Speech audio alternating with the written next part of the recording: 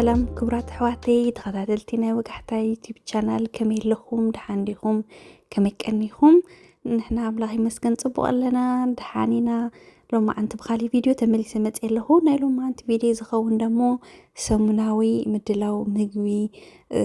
ከመይ ጌረ ኣነ ፕሬፕ ከም ዝገብር ወይ ደሞ ሚል ፕሬፕ ከም ዝገብር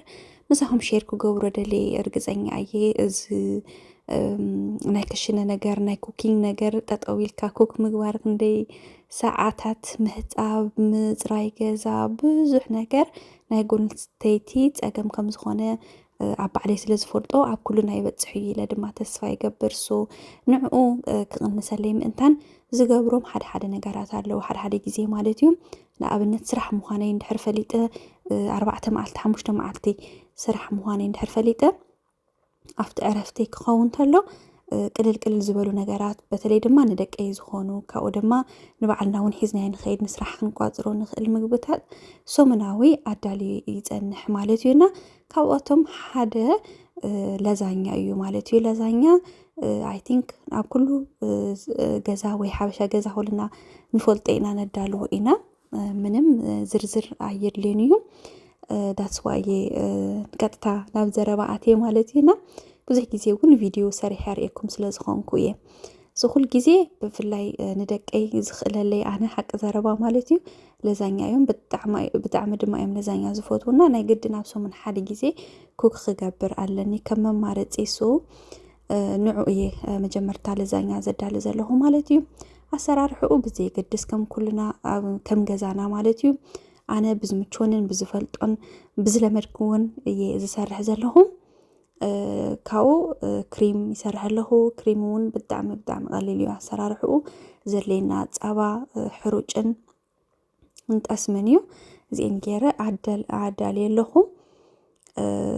ብጎኒ ደሞ ሞኮሮኒ ሰኽቲት ኣለኹ ማለት እዩ ኩሉ እንዳብሰልኩ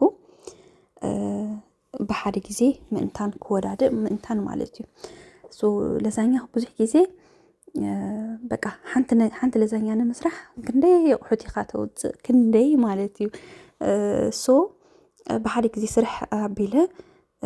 ከቕምጦ ተለኹ ግን ሓደ እቲ ዝሕፀብ ኣቑሑት እውን ሴቭ ይገብር ኣለኹ። ካልኣይ እቶ ክሽነ ጠጠው ኢለ ዘሕልፎ ግዜ እውን ይቕንሰለይ ኣሎ ማለት እዩና ንዑ እየ ሰሪሐ ምቕማጥ ዝፈቱ። ሶ እዚአን በሲሉ ወዲእ ኣለኹ ኣበሳሲለ ወዲእ ኣለኹ ማለት እዩ። ሕዚ ኦርጋናይዝ ክገብረን እየ ወይ ድማ ብሓደ መጀመርታ እቱ ሞኮረንን እቲ ሳልሳይን እቲ ሶስ ፃዕዳ ሶስን ብሓደ ገይረ ህውስውስ ኣቢለ ሬዲ ክገብሮ እየ መጀመርታ። ካብኡ እዚ ኣሉሚንየም ናይ ባርቢኪው ኣሉሚንየም ትሬይ ንሱ እየ ዝጥቀም ምክንያቱ ንፍሪዘር ስለ ዝኾነ ወይ ድማ ንፍሪጅ ስለ ዝኾነ ማለት እዩ። እንድሕር ንግዚኡ ኮይኑ ኣብ ኖርማል ትሬይ እየ ዘብስሎ ኣብዚ ናይ ግላስ ማለት እዩ። እንድሕር ስቶር ወይ ድማ ከቕምጦ እንድሕር ኮይነ ግን ከምዚ ኣብ ኣሉሚንየም ትሬይ እየ ዝጥቀም ማለት እዩና እዘን 2 ኪሎ ፓስታ ተጠቒመ 3 ኮይነን ኣለየ ኣለዋ ንእስ ዝበላ እየን ዓብዪ ኣይኮነን እዩ። ካብኡ ሶሰይ ኣፅቡቕ ኣቢለ ድማ ክገብረሉ እየ። ቴስቲ ቺዝ እዚ ካብ ኣልዲ ዝገዝኦ እዩ ማለት እዩ። ሞዘሬላ ቺዝ ደግሞ ብላዕሊ ንጣዕሚ እዚአን እየ ዝጥቀም ኣነ ማለት እዩ። ድሓር ኣፅቡቕ ኣቢለ ክንስንሰሉ እየ። ካብኡ ኣብሲለ ኣብ ኦቨን ኣብሲለ እየ ኣነ ዝቕምጦ ምክንያቱ ሓደ ግዜ ከምዚ ኢሉ እንዳሃለየ ስኢልና ኣሚጥናዮ ካብኡ ክንደልዮ ተለና ኣውፂና ክነብስሎ ተለና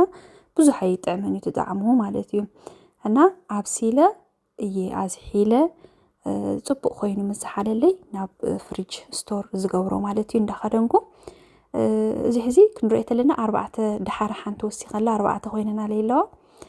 2 መዓልቲ ኣብ ሰሙንስ በቃ ኣብ 2 ሰሙንስ ይውዳእ እየን ኣይፀንሓን እየን በተለይ ስድራ እንድሕስል ንዝኾንኩ ማለት እዩ። ካልእ ደሞ ከምዚ ፍሩት ነገራት ደሞ ሎማዓንቲ ወተርሜለን ወይ ድማ ብርጭቕ እየ ተጠቒመ ዘለኹ። ካብኡ ኣብዚ ናይ ስቶሬጅ እንትን ገይረ ማለት እዩ ቆራሪፀ እየ ዝቐምጦ። ብዙሕ ግዜ ሙሉእ ብርጭቕ እንድሕር ንገዝእ ኮይና ፍርቁ ጥራሕ ተጠቒምና ፍርቆ ፍሪጅ ክንገብሮ ተለና ኣብ 1 መዓልቲ 2 መዓልቲ እዩ ዝበላሸይ ብዙሕ ግዜ ይፀንሕን እዩ። ከምዚ ጌርና ቁርጽርጽ አቢልና ሬዲ ጌርና አፍሪጅ ጥልል አቢልና በተለይ ብጹሪ ኢድና ብጹሪ ካራ ብጹሪ መክተፊ እንድሕር ጌርናዮ ማለት እዩ ሰሙን ሙሉ ምንም አይኸውንን እዩ ዳርጋ 5 መዓልቲ ማንዴት ፍራይዴይ ንሕዝን ኣብነት ተሰሪሕና ማለት እዩ ማንዴት ፍራይዴይ ኣነን በዓል ገዛይን ሓደ ሒዝናሉ ንኸይድ ኣብ ገዛ እውን ከምኡ ምንም አይኸውንን እዩ ኣይበላሸይን እዩ እና that's why ና ከምዚ ገይረ ምድላው ዝመርጽ ማለት እዩ ሳልሳይ ደሞ ስናክ እዩ ስናክ ናይ ግድን እዛ ህሙስ እዚኣ ብርግጽ ኣብ ገዛ ክንክተዳልኦ ትኽልአይን ቀሊል እዩ ኣሰራርሕኡ ኣነ ግን ብዓውዩ ብሓደ ኪሎ ካብ ኣልዲኤ ዝገዝኦ ብጣዕሚ ሕስር ዝበለ ስለ ዝኾነ ዋግኡ ማለት እዩ ካብኡ ኣብ ዘነና ኣሽተን ኮንቴይነር ገይረ ሬዲ ገይረዮ ይጸንሕ ማለት እዩ መዓልቲ ሓንቲ ካብ ምምላእ ሬዲ ገይረ ኩለን ምልእ ኣቢለየን ይጸንሕ ኣብ ፍሪጅ ይቕምጦ ካብኡ ክንደሊ ተለና እንዳውፃና ንወስድ ማለት እዩ እዚአን ሬዲ ገይረየን ኣለኹ እዚ ሞር ዘን ልዕሊ 2 ሰሙን ከጽንሐና ይኽእል እዩ ምንም አይኸውንን እዩ ኣይበላሸይን እዩ ንነዊሕ ግዜ ክጸንሕ ይኽእል እዩ እና ኣጋጣሚ ኮይኑ ደሞ ንኣልዲ ቅልቅል ላብ ዝበል ኩሉ ግዜ ሓደ ደስ ዝብሉ ኣቑሕታት ናይ ገዛ ርኤን ተማላኽውን ኣብ ተለኹ ዘይርኤኩም ኢለ ማለት እዩና እዛ ናይ መጀመርታ እዚኣ ናይ ጨውን ናይ ብላክ ፔፐርን መቐመጢት እያና እዚ ባምቡ ስለ ዝኾነ ወይ ድማ ዕንጨይቲ ስለ ዝኾነ ደስ ዝብል መልክዕ ኣለዎና እዚኣ ረኺባ ብኣልዲ ብ$10 እያ ነይራ ሂዘያ መጽና ኣብኡ ተለኹ ንምንታይ ሼር ዘይገብሮ ምሳኹም ኢለ ማለት እዩ ሓደ መዓልቲ ዝኾነ ደስ ዝብል ነገር ክትረክብ ተለኻ ሰብ እውን ክጥቀም እንታን ሼር እንተገበርካዮ ደስ ስለ ዝብል ማለት እዩና ኣብኣ ተለኹ ካልእቲ ደሞ መክተፊት ኣለኒ እኳ እዩ ግን ሜሰ ዝከለር እዚ ወይ ድማ እዚ ባምቡ እዚ ብጣዕሚ ስለ ዝፈትኽዎ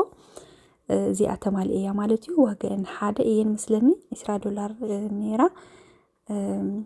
ካብኡ እዚአን ተማሊእ ማለት እዩ ሳልሰይቲ ደሞ ማይክሮፎን መሳርሒ ክኾነኒ ምእንታን ማለት እዩ እዚ ኣብ ብላክ ፍራይዴይ ዝነበረ ሴል ካብ ኣማዞን ዝገዛእኽዎ ኣጋጣሚ ኮይኑ ሽዑ መዓልቲ ቪድዮ እንዳቀረጽኩ እንዳሃለኹ ዴሊቨር ገይሮም ለይና ምሳኹም ብዙሕ ምእንታን ክነዋግዕ እዛ ማይክሮፎን እዚኣ ኦርደር ገይረና ብጣዕሚ ሓሪፍት እያ ብዙሕ ዩቲዩበራት ክጥቀሙላ ርኤዮም እየና ኣብ ክዳንካ ሽፍን ኣቢልካ ትጥቀማ ትኽእል ኢኻ ከምዘይፍለጥ ማለት እዩና ብጣዕሚ ሓሪፍ ዋጋ እዩ ነይሩ ምስ ቻርጀሩ ምስ መቐመጢኡ እዩ ዝመጽእ ሶ ከም ድላይኩም ጌርኩም በተለይ ቆልዑ ንዘለውኩም ከም ዝኸማይ ኣርሒ ቀቢልኩም ስቶር ትገብርዎ ትደልዩ it's easy በቃ ኣይበላሽወኩምን ኣይጠፈኩምን እውን እና እዛ መክተፊተይ ወዲያውኑ ያው ሕጽብጽብ ኣቢለ ብሳሙና ብደንብ ገይረ ሓጺበ እና ምክታፍ ተኣቴ ማለት እዩ እና ክጥቀመላ ሕዚ ከምቱ ዓንቶ ዝህሙስ ሶስ ዘዳለኽዎ ማለት እዩ ነዚ ስናክ እዚ መባልዕ እዩ እዚ ስናክ ዝደለኹም ዓይነት ክትገብሩ ትኽእሉ ኢኹም ኣነ ዝጥቀሞ ዘለኹ ግን እዚ ሳለሪ እዩ ሳለሪ ኪውከምበር ማዓረ ሳይዝ ገይረ ይቆርጾ ኣለኹ ንስኹም ዝደለኹሞ ዓይነት ክትገብሩ ትኽእሉ ኢኹም ግድን ኣይኮነን ኣነ ሕዝን ኣብነት ካብዚ ሳለሪ ኣይፈትዎን እየ ግን በዓል ገዛይ ስለ ዝፈትዎ ሳለሪ ሓዊሰ እየ ዝቋፅሮ ማለት እዩ ካብኡ ሳልሳይ ነገር ደግሞ ካሮት ይውስኸል ኣለኹ ማለት እዩ ካብኡ ከም ድሌትና ጌርና ንቋፅሮ ማለት እዩ ከምቲ ዝበልኩኹም ኣነ ሕዚ እዚ ኪውከምበርን ካሮትን ብጣዕሚ እየ ዝፈቱ ሳለሪ ግን ብጣዕሚ እዩ ዝመረኒ ኣነ ኣይፈትዎን እየ ጣዕሙ እና ክንቋፅሮ ተለና ሬዲ ክንገብሮ ተለና እቲ ንደልዩ እንዳመረጽና እንዳፈለና ንገብሮ ማለት እዩ መጀመርታ ግን ሓጺበ ቆሪፀ ከምዚ ገይረ ሬዲ ገይረዮ ኣለኹ ካብኡ ዘናይ ስቶሬጅ እዚአን ካብ ኣልዲ ዝገዛእኽዎ እየን ብበዝሒ እየን ዝመጻ ኣብ ውሽጠን ደሞ ዘናይ ህሙስ ዘዳለኽዎ ንሰን እተየን ማለት እዩ ኣብ ውሽጢ ሒዙለይ ማለት እዩ ድሓር ካብቱ ኪውከምበር ካብቱ ካሮት ካብቱ ሳለሪ እንዳመረጽኩ ሓደ እንዳገበርኩ እንዳመቀልኩ ከሙጠየ ማለት እዩ ናፍቲ ውሽጢ ከም ዝኣኽለለይ ክገብሮ እየ ድሓር መወዳእታ ከምዚኣ ኮይነን ሬዲ ኮይነን ኣለዋ እታ ናይ ህሙስ ሶስ ዝቐመጥኩላ እንዲያውም ዝኣቱ ወይ ዝኣኽሎ ኣይመሰለኒ ነይሩ ግን ጽቡቕ ኮይኑ ፊት ኮይኑ ካብኡ ሓንቲ ድማ ወሲኸ ያው ኣትክልቲ ብዝሕብለይን ስለ ዝነበርኩ ማለት እዩ ካብኡ እዚአን ከምዚኣ ገይረ ሬዲ ገብርን ብዙሕ ግዜ ካብ 2 መዓልቲ ንላዕሊ ኣይነፅንሖን ኢና እዚ እንድሕር ሳልሳይ ረብዓይ መዓልቲ ተፅንሕዎ ኮይንኩም ግን ያው በተለይ እቲ ካሮትን እቲ ኪከምበርን ሽዑ ቁርፅ ኣቢልኩም ሬዲ ትገብርዎ ትኽእሉ ኢኹም ሞር ካብ 4 መዓልቲ ንላዕሊ እንድሕር ፀኒሑ ከምዚ ምፅምሉ ይብል ነገር እዩ እና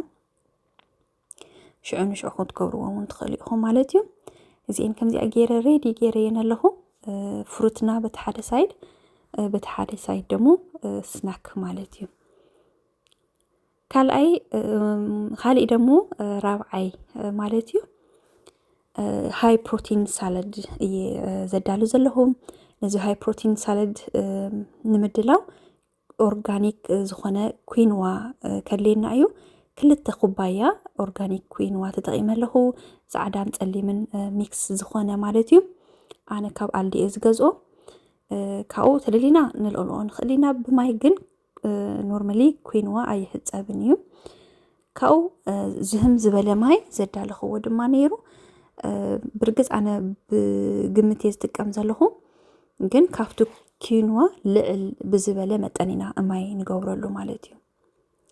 ካብኡ እዚኣ ከምዚኣ ገይረ ኣብ ናይ ራይስ ኩከር እየ ዘብስሎ ዘለኹ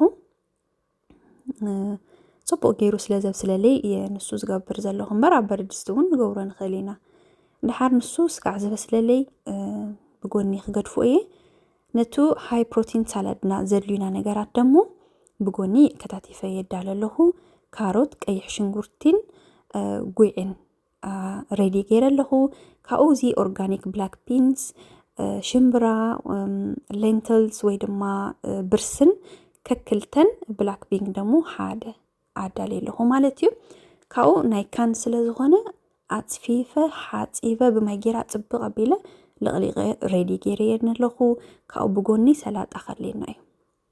ሰላጣ እንድሕር ዘይደሊኹም ከም ኣይላንድ ሃሌት ክትገብርዎ ትኽእል ኢኹም ወይ ድማ እዚ ሰላንቾ ድዩ ዝበሃል ወይ ድማ ፓርስሊ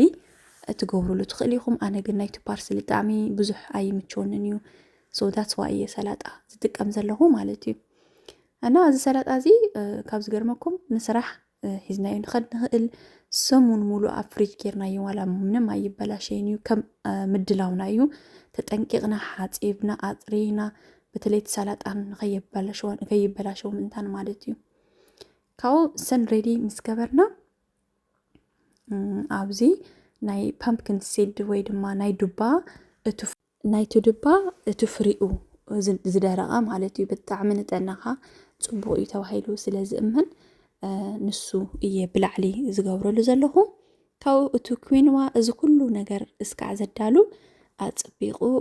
ዝሒልለይ ኣሎ ምስ ዝሓለ ኢና ንሓውሶ ናፍቲ ሰላጣ ብውዕዩ ኣይንሓውሶን ኢና ካብኡ ምስ ዝሓለለይ ናፍቲ ሰላጣ ገይረ ኣፅብቕ ኣቢለ ድማ ክሓዋውስ እየ ብሓደ ማለት እዩ ድሓር ሕዚ እውን እዘን ኮንቴነር እዚአን ይኽጥቀሙ ኣብኡ ኢና ስቶር ክንገብሮ ማለት እዩ ከክንዲ ዝኣኽለና እንዳለካዕና እንዳወሰድና ናፍቱ ኮንቴነር ንገብሮ ማለት እዩና እዚ ሰላጣ እዚ ብጣዕሚ ዝፈትዎ ማለት እዩ በቃ ሓደ ግዜ ንግሆ ሕዚ በሊዕኻዮ ሙሉ መዓልቲ ምንም ነገር ከይበላዕኻ ትፀንሕ ትኽእል ኢኻ ማለት እዩ ብጣዕሚ ቺክፒ ማለት እዚ ሽምብራ ገለ ሃይ ፕሮቲን ስለ ዝናዙ ብላክ ቢንስ ሃይ ፕሮቲን ስለ ዝኾነ ማለት እዩ ድሓር ቁራፅ ለሚን ገይረ ሕድሕደን ብሓደ እሽግ ኣቢለ ቋፂረየን ኣለኹ ንሶስ ኣይንገብረሉን ኢና ንሽዑ ኣይንገብረሉን ኢና ኣብዘን ኣናእሽተን ኮንቴነር እየ ዝጥቀም ዘለኹ ናይ ሳላድ ድሬሲንግ እየ ኣነ ዝጥቀም ዘለኹ ንስኹም ዝደለኹም ዓይነት ትገብሩ ትኽእሉ ኢኹም ናይ ፆም ስለ ዝኾነ እዩ እምበር ዋላ ማዮናይዝ ጌርኩም ኤኒቲንግ ክትወስዱ ትኽእሉ ኢኹም ማለት እዩ ካብኡ ምሳሕ ክቋፅር ተለኹ ንኣብነት እዚ ናይ በዓል ገዛ ይቋፅር ነይረ ካብ ኩለን ሓንቲ ይቋፅር ማለት እዩ ሕዚ ካፍቱ ስናክ ካፍቱ ፍሩት ካፍቲ ሰላጣ ካብኡ ደሞ ተደሊልና ሓደ ብሽኩቲ ጌርና ንቋፅር ማለት እዩ እንድሕር ቅልል ዝበለ ድራር ስለ ዝደሊ እዩ በዓል ገዛይ ኣነ ደሞ ስራሕ ክኸይድ ከለኹ ከምኡ እታ ሰላጣ ጥራሕ ሒዘ እየ ዝኸይድ ብዙሕ ምግቢ ኣብ ስራሕ ክኸድ ከለኹ ምውሳድ ኣይፈትን እተን ፍሩትን ሰላጣን ግን ብዙሕ ግዜ ዝማልኡ እዩ ኣነ ማለት እዩና እንክጥዕም መዓትዩ እቲ ሰላጣ ናይ ብሓቂ ኣብ ፍሪጅ እስካዕ 3-4 መዓልቲ ክፀንሐልኩም ይኽእል እዩ ከይተበላሸየ ማለት እዩ ድሬሲንግን ክትገብሩሉ የብልኩምን ክትበልዑ ተለኹም ኢኹም እታ ድሬሲንግ ትገብሩላ ማለት እዩ ኣና ሎማዓንቲ ሰሙናዊ ዘዳልዎ ምግቢ ምድላው ነዚ ይመስል ኣክቹሊ እቲ ፓምኪን ሱፕ እውን ኣዳልዩ ዝነበርኩ ብቀዳማይ ሼር ዝገበርክዎ ምሳኹም ምዚ ዝሰራሕክዎ እዩ ማለት ኢና ቅልል ዝበሉ ንጥዕናና ጠቐምቲ ዝኾኑ ከምዚ ምግብታት ኣዳሊና ግዜና ሴፍ ክንገብር ንኽእል ኢና ማለት ኢና እስካብ መወዳእታ ምሳይ እንድሕር ፀኒሕኩም ይቕኒለይ ብኻሊእ ግዜ ብኻሊእ ቪድዮ ተመሊስና ክንራኸብ ኢና ባይ ባይ